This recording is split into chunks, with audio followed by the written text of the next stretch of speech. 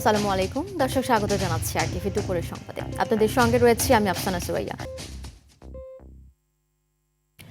শক্তিশালী সামরিক বাহিনী গঠনে সশস্ত্র বাহিনীর নিয়োগ প্রক্রিয়ায় ডিসিদের সহযোগিতা চাওয়া হয়েছে বলে জানান প্রধানমন্ত্রী প্রতিরক্ষা ও সশস্ত্র বাহিনী বিষয়ক উপদেষ্টা ডক্টর AKM শামসুল ইসলাম। রাজধানীর ওসমানী স্মৃতি মিলনায়তনে জেলা প্রশাসক সম্মেলনের তৃতীয় দিনে 3 বাহিনীর প্রধানদের সাথে অধিবেশন শেষে কথা বলেন তিনি। এ সময় প্রধানমন্ত্রীর সামরিক উপদেষ্টা বলেন, বিগত নির্বাচন এবং মাঠে দায়িত্ব পালনের সেনাবাহিনীর ভূমিকায় সন্তোষ প্রকাশ করেছেন ডিসিরা। জানান, সরকার সামরিক বাহিনীকে জনমুখী করতে চায়, তাই আগামীতে সিভিল প্রশাসনের সঙ্গে কাজ করবে সেনাবাহিনী, সেই পদক্ষেপও নেওয়া হচ্ছে। এদিকে মুক্তিযুদ্ধ বিষয়ক মন্ত্রণালয়ের প্রতিমন্ত্রী ইশরাক হোসেন বলেন, ফ্যাসিস্ট আমলে মুক্তিযোদ্ধার তালিকায় যে অনিয়ম হয়েছে তা তদন্ত করা হচ্ছে।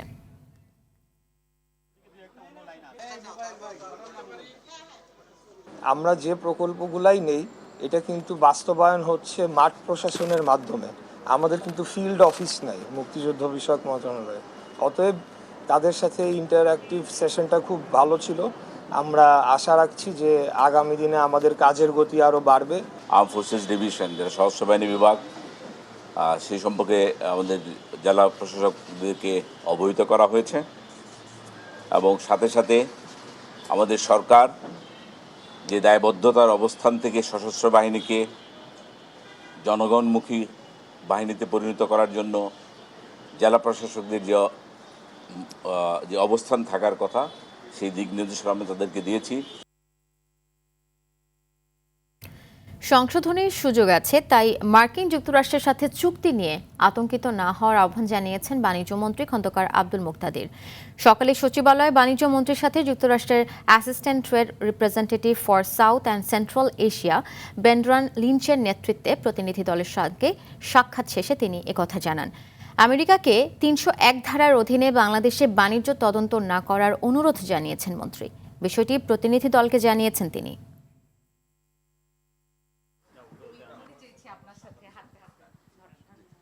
এই দেশের স্বার্থের অনুকূলে যাই তেমন কাজই করব। একটা চুক্তির সেলফ কেয়ারিং এলিমেন্ট থাকে, এই চুক্তিরও সেলফ কেয়ারিং এলিমেন্ট আছে। আমাদের কাছে যদি কোনো সময় মনে হয় যে এই চুক্তির কোনো একটি ধারা বা একাধিক ধারা যেটি বাংলাদেশের স্বার্থের অনুকূল না, সেটাকে কারেক্ট করার প্রভিশনও এই চুক্তির মধ্যেই আছে। সুতরাং এটি নিয়ে অহেতুক আপনাদের চিন্তান্বিত হওয়ার বা আতঙ্কিত না হওয়ার জন্য আমি অনুরোধ করব। সরকারের বিভিন্ন দপ্তর ও সংস্থার 38টি অডিট রিপোর্টের উপর প্রাপ্ত পর্যবেক্ষণ ও সুপারিশ সংক্রান্ত তথ্য অবহিতকরণ অনুষ্ঠানে অংশ নেবেন প্রধানমন্ত্রী তারেক রহমান। সকাল 10টায় সচিবালয়ে শুরু হওয়া মন্ত্রিপরিষদ বিভাগে আয়োজিত এই কর্মসূচিতে সংশ্লিষ্ট কর্মকর্তারা উপস্থিত রয়েছেন। এছাড়া পিরোজপুর জেলার LGEDর আওতায় বাস্তবায়িত ও চলমান উন্নয়ন প্রকল্পসমূহের অগ্রগতি এবং সংশ্লিষ্ট বিষয়ে আলোচনা, সৌজন্য সাক্ষাৎ সহ নীলফামারী বিশেষায়িত হাসপাতাল ও কুষ্টিয়া মেডিকেল কলেজ এবং BMEUT এর বিশেষায়িত হাসপাতাল সংক্রান্ত পর্যালোচনা সভায় অংশ নেওয়ার কথা রয়েছে প্রধানমন্ত্রীর।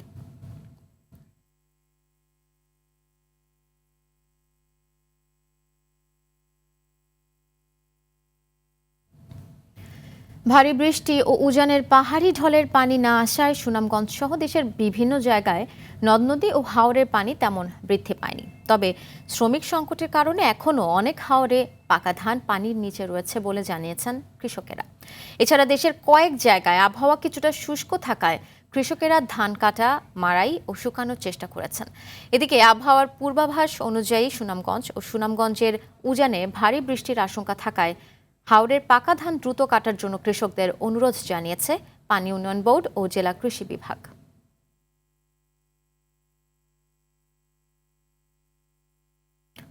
এদিকে হাওরে ক্ষতিগ্রস্তদের 7,500 টাকা করে ক্ষতিপূরণ দেবে সরকার।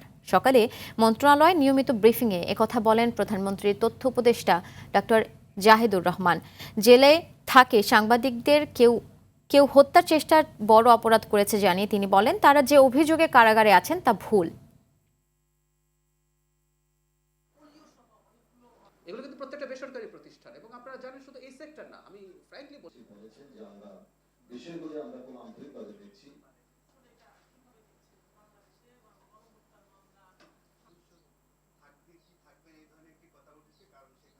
হঠাৎ পানি বৃদ্ধির কারণে ক্ষতিগ্রস্ত হয়েছেন, সেই পানি আবার কমে গেছে এবং অনেক কৃষকই তাদের ফসল কেটে উঠতে পেরেছেন।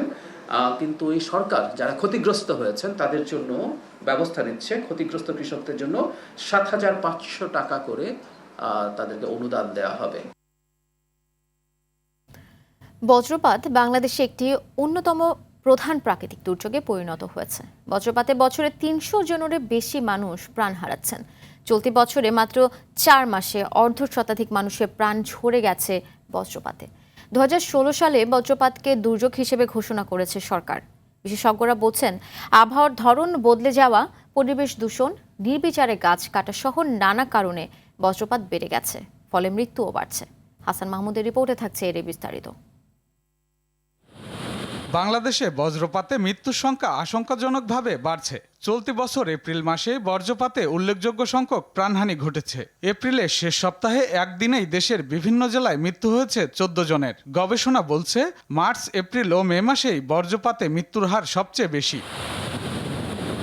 বিশেষজ্ঞরা বলছেন, গরম ও আর্দ্র বাতাস যখন উপরের ঠান্ডা বাতাসের সংস্পর্শে আসে তখন সৃষ্টি হয় অস্থিতিশীল আবহাওয়া, আর এ থেকেই তৈরি হয় বজ্রমেঘ।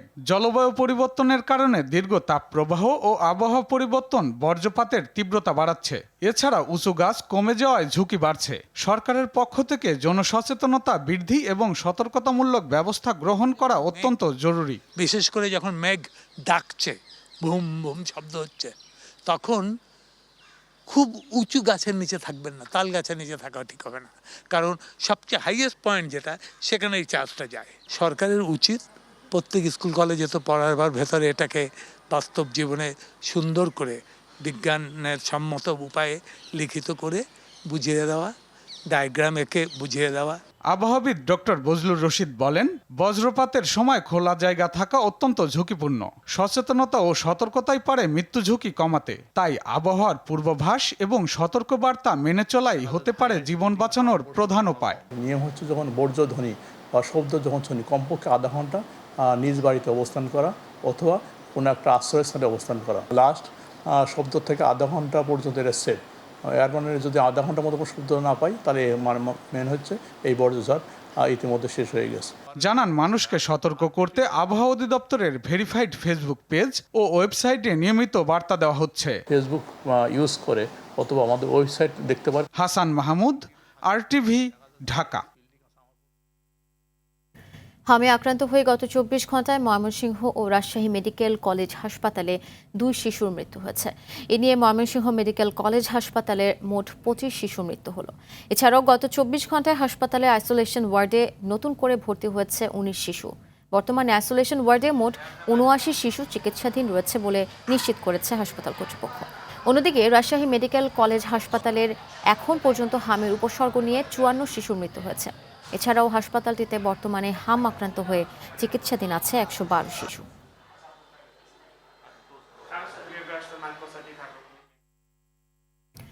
জুলাই গণঅভ্যুত্থানে নারায়ণগঞ্জে ১০ জনকে হত্যার ঘটনায় মানবতাবিরোধী অপরাধ মামলায় সাবেক এমপি শামীম ওসমান সহ ১২ আসামির বিরুদ্ধে আনুষ্ঠানিক অভিযোগ গঠন বিষয়ে আদেশ আজ। বিচারপতি গোলাম মুর্তজা মজুমদারের নেতৃত্বাধীন আন্তর্জাতিক অপরাধ ট্রাইব্যুনাল ১-এ হবে এই বিচারিক কার্যক্রম। পরে একই ট্রাইব্যুনালে আন্দোলন দমনে ইন্টারনেট বন্ধ করে হত্যার নির্দেশ সহ ৩ অভিযোগে হাসিনা পুত্র সজীব ওয়াজেদ জয় ও সাবেক আইসিটি প্রতিমন্ত্রী জুনায়েদ আহমেদ পলকের বিরুদ্ধে সাক্ষ্য নেওয়া হবে। অন্যদিকে ট্রাইব্যুনাল ২-এ জুলাই আন্দোলনে কুষ্টিয়ায় ৬ জনকে হত্যাসহ ৮ অভিযোগে অভিযুক্ত জাসদ সভাপতি হাসানুল হক ইনুর পক্ষে ৮ম দিনের যুক্তি উপস্থাপন করার কথা রয়েছে। সকালে এসব মামলায় গ্রেপ্তার মোট ১২ আসামিকে ট্রাইব্যুনালে হাজির করা হয়।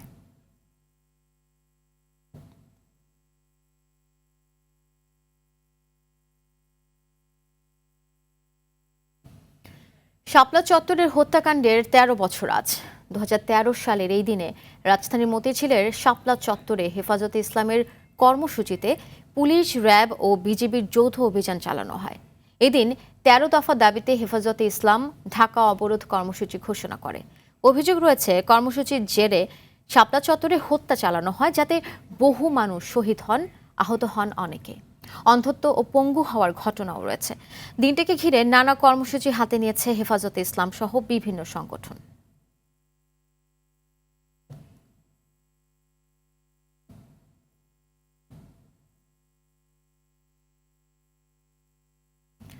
এদিকে শাপলা চত্বরে হেফাজতে ইসলামের সমাবেশে হত্যাকাণ্ডে ঢাকায় ৩২ জন সহ নারায়ণগঞ্জ, চট্টগ্রাম ও কুমিল্লা মিলিয়ে ৫৮ জন নিহতের বিষয় নিশ্চিত করেছে প্রসিকিউশন।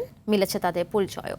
দুপুরে আন্তর্জাতিক অপরাধ ট্রাইব্যুনালে ব্রিফিংয়ে এই তথ্য জানান চিফ প্রসিকিউটর মোহাম্মদ আমিনুল ইসলাম। এ ঘটনায় করা মামলার তদন্ত প্রায় শেষ পর্যায়ে। তৎকালীন সরকার প্রধান শেখ হাসিনা সহ ৩০ জনকে অভিযুক্ত করে প্রতিবেদন দাখিলের প্রস্তুতিও চলছে বলে জানান চিফ প্রসিকিউটর। আসছে ৭ জুন বিচারপতি গোলাম মুর্তজা মজুমদারের নেতৃত্বাধীন ট্রাইব্যুনাল ১-এ এই মামলার প্রতিবেদন দাখিলের জন্য দিন নির্ধারণ রয়েছে।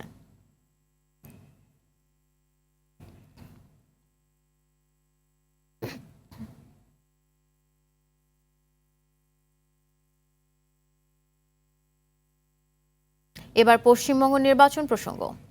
পশ্চিমবঙ্গ নির্বাচনে অভূতপূর্ব ও ঐতিহাসিক জয় পেল বিজেপি, আর এরই সাথে তৃণমূল হারাচ্ছে ১৫ বছরের শাসনভার। এদিকে নিজের শক্ত ঘাঁটি ভবানীপুর আসনে পরাজিত হয়েছেন মুখ্যমন্ত্রী মমতা বন্দ্যোপাধ্যায়। বিজেপির বিরুদ্ধে ভোট কারচুপির অভিযোগ করেছেন তিনি। একই অভিযোগ জানিয়েছেন কংগ্রেস নেতা রাহুল গান্ধী। এ বিষয়ে বিস্তারিত জানাচ্ছেন বিনয়ামিন। ভারতের পশ্চিমবঙ্গের বিধানসভা নির্বাচনে ২০৬ আসন পেয়ে প্রথমবারের মতো বেসরকারিভাবে জয় পেয়েছে বিজেপি। আর আসন সংখ্যায় বড়সড় ধাক্কা খেয়েছে মুখ্যমন্ত্রী মমতা বন্দ্যোপাধ্যায়ের নেতৃত্বাধীন তৃণমূল কংগ্রেস। দলটি পেয়েছে মোট ৮১ আসন। বিজেপির এ অভাবনীয় সাফল্যে রাজ্যের অগণিত দলীয় কর্মীদের প্রতি কৃতজ্ঞতা ও শ্রদ্ধা জানিয়েছেন নরেন্দ্র মোদী। বাংলার মাটিতে দলের এ জয়কে কয়েক প্রজন্মের কঠোর পরিশ্রম ও আত্মত্যাগের ফসল বলে অভিহিত করেন তিনি।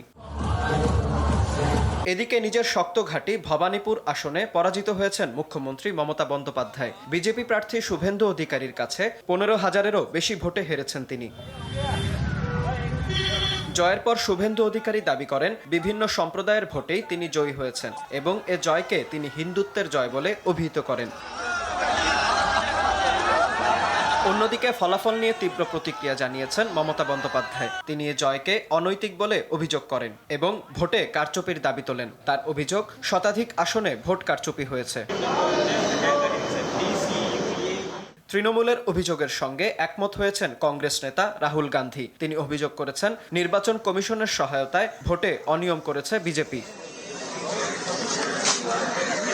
পশ্চিমবঙ্গ ছাড়াও আসামে দাপট দেখিয়েছে বিজেপি। রাজ্যের ১২৬টির মধ্যে ১০২ আসনে বড় ব্যবধানে এগিয়ে দলটি। অন্যদিকে তামিলনাড়ুর ১০৮টি আসনে এগিয়ে থেকে জয় নিশ্চিত করেছে থালাপতি বিজয়ের নেতৃত্বাধীন টিভিকে।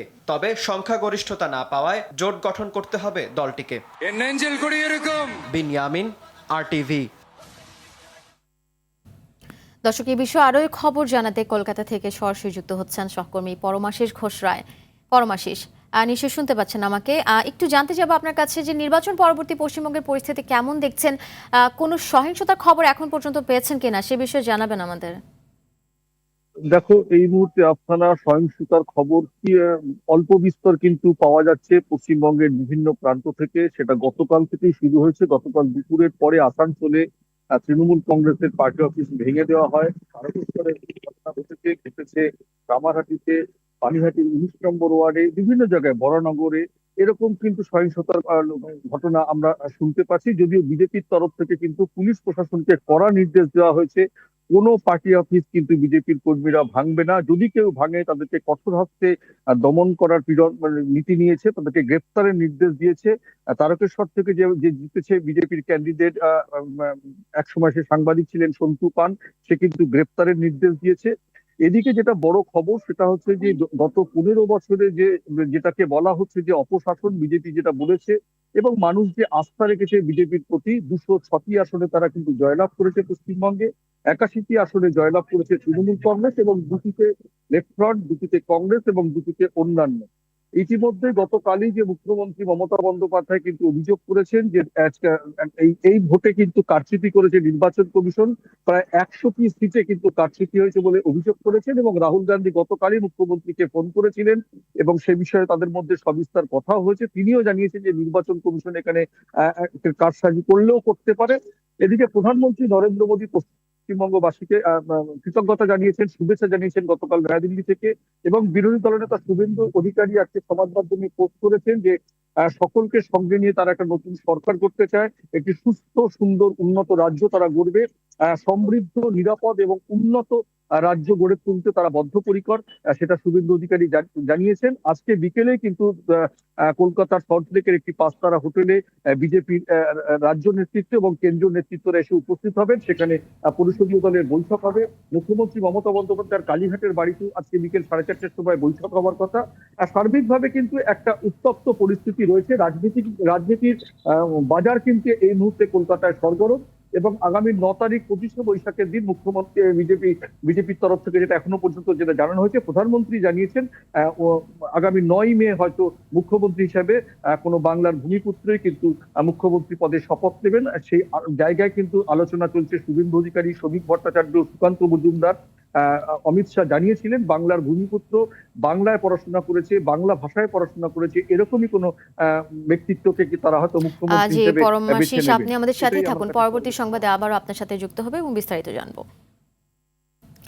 পশ্চিমবঙ্গের ক্ষমতার পালা বদলে পুশিনের ঘটনা ঘটলে ব্যবস্থা নেবে বাংলাদেশ, এমনটা জানিয়েছেন পররাষ্ট্রমন্ত্রী ডক্টর খলিলুর রহমান। সকালে রাষ্ট্রীয় অতিথি ভবনে ঢাকায় সফররত মার্কিন প্রতিনিধি দলের সাথে বৈঠক শেষে তিনি একথা বলেন। পররাষ্ট্রমন্ত্রী বলেন, তিস্তা চুক্তি পশ্চিমবঙ্গের নতুন সরকারের আমলে হবে কিনা সে সিদ্ধান্ত নেবে ভারত। এ সময় ডক্টর খলিলুর রহমান জানান, জুন মাসে বন্ধু দেশ চীন বা ভারত সফরে যেতে পারেন প্রধানমন্ত্রী তারেক রহমান। তিস্তা মহাপরিকল্পনা নিয়ে চীন সফরে আলোচনা হবে বলে জানান তিনি।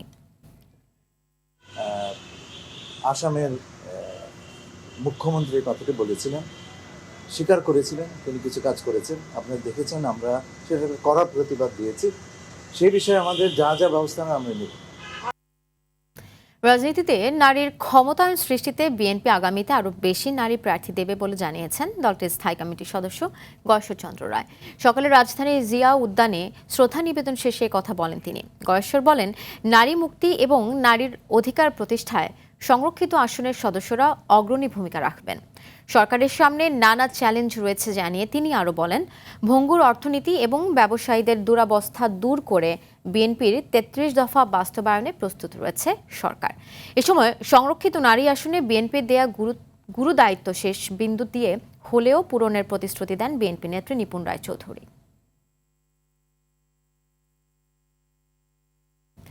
পবিত্র ঈদুল আজহাকে সামনে রেখে পশু প্রস্তুতে ব্যস্ত সময় পার করছেন সাভারের খামারিরা।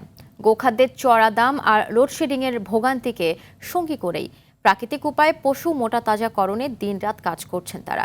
উপজেলার চাহিদা মিটিয়ে রাজধানী সহ দেশের বিভিন্ন প্রান্তে পশু সরবরাহে প্রস্তুত 1239টি খামার।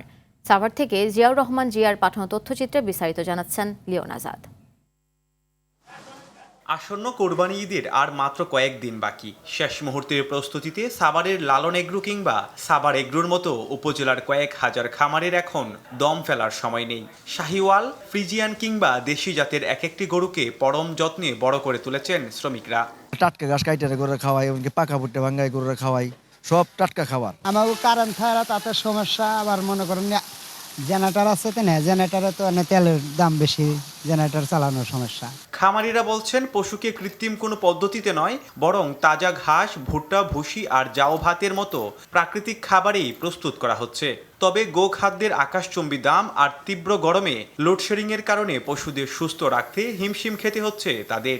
আমার গরু একবেলা ঘাস খাচ্ছে, ন্যাচারাল ঘাস, আর 2 বেলা খড় আর দানাদার ভুসি খাচ্ছে। খুব ভালোবাসে, এর জন্য ভালোবেসে নামগুলো রাখা হয়েছে। এটা নাসিরউদ্দিন পাটোয়ারি, এটা রাজা বাবু, কালাবাবু। সাভার উপজেলা প্রাণী সম্পদ অফিসের তথ্য মতে এবার 93,465টি পশুর চাহিদার বিপরীতে খামারগুলোতে প্রস্তুত রয়েছে 15,187টি পশু। আর খামারিদের প্রশিক্ষণ ও পরামর্শ দেয়া হচ্ছে বলে জানান উপজেলা প্রাণী সম্পদ কর্মকর্তা। আমরা যে স্টেরয়েড বা হরমোন এগুলো ব্যবহার সম্পর্কে খামারি পর্যায়ে উঠান বৈঠক, মত বিনিময় সভা এগুলো আয়োজন করেছি। এগুলোর মাধ্যমে আমরা খামারিদেরকে সচেতন করছি।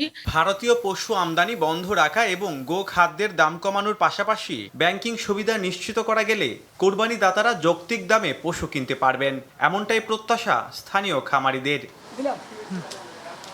Leone Azad, RTV।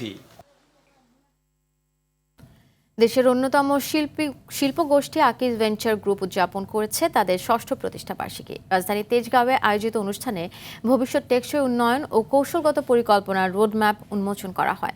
অনুষ্ঠানে উপস্থিত ছিলেন প্রতিষ্ঠানের সম্মানিত অভিভাবক মনোয়ারা বেগম এবং চেয়ারম্যান শেখ শামীম উদ্দিন সহ ঊর্ধ্বতন কর্মকর্তারা। এ সময় শেখ শামীম উদ্দিন প্রতিষ্ঠাতা শেখ আকিজউদ্দিনের আদর্শকে সামনে রেখে টেকসই উন্নয়নের পথে এগিয়ে যাওয়ার প্রত্যয় ব্যক্ত করেন।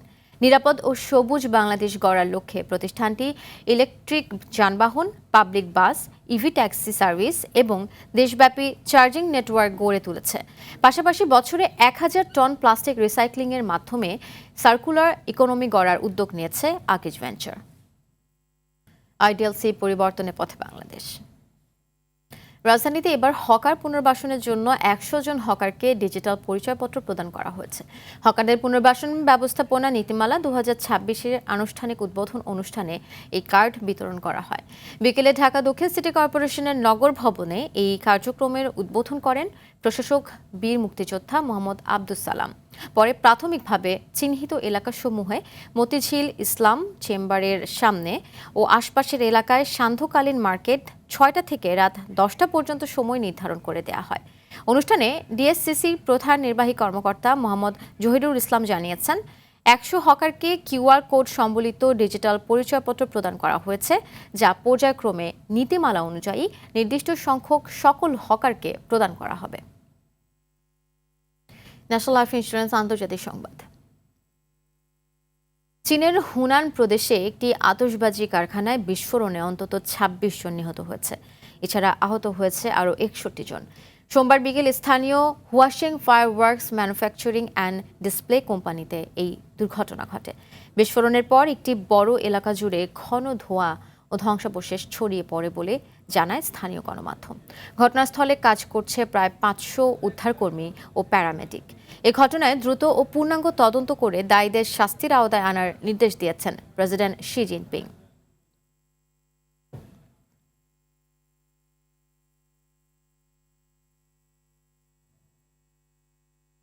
সাংবাদিকতার নোবেল খ্যাত পুলিৎজার পুরস্কার ২০২৬ ঘোষণা করা হয়েছে। এবার ডোনাল্ড ট্রাম্পের রাজনৈতিক কর্মকাণ্ড এবং কৃত্রিম বুদ্ধিমত্তার ক্ষতিকর প্রভাব নিয়ে অনুসন্ধানী প্রতিবেদনের জন্য ২টি বিভাগে পুরস্কার জিতেছে বার্তা সংস্থা রয়টার্স। এছাড়া জনসেবা বিভাগে ওয়াশিংটন পোস্ট এবং অনুসন্ধানী সাংবাদিকতা সহ ৩টি বিভাগে পুরস্কার জিতে নিয়েছে নিউ ইয়র্ক টাইমস। আন্তর্জাতিক বিভাগে পুরস্কার পেয়েছে বার্তা সংস্থা এপি।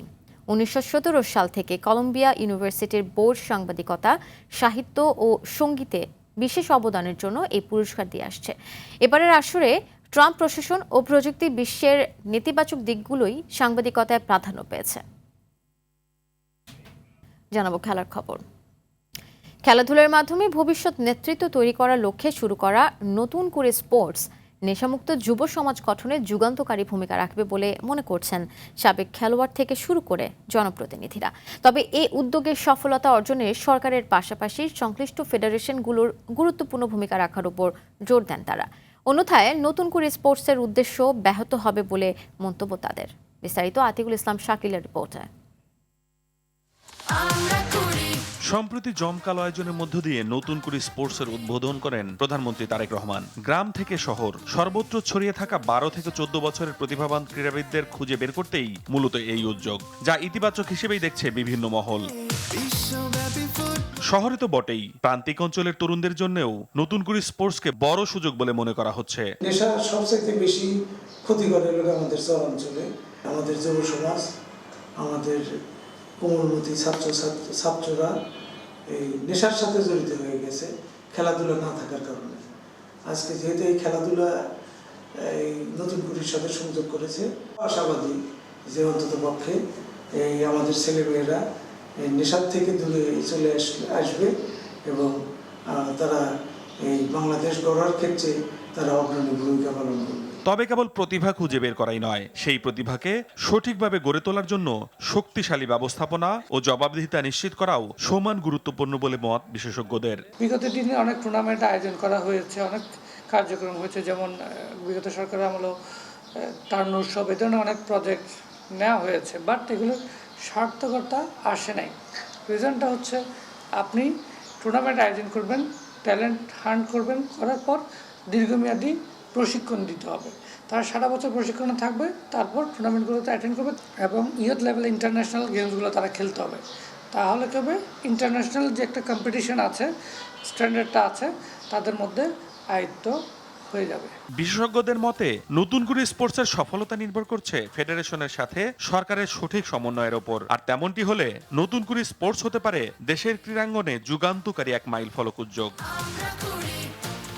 আতিকুল ইসলাম শাকিল, RTV, ঢাকা। দর্শক, দুপুরের সংবাদ এ পর্যন্তই। জেলা সংবাদ বিকেল 4:05টায় দেখার আমন্ত্রণ রইল। ধন্যবাদ সবাইকে।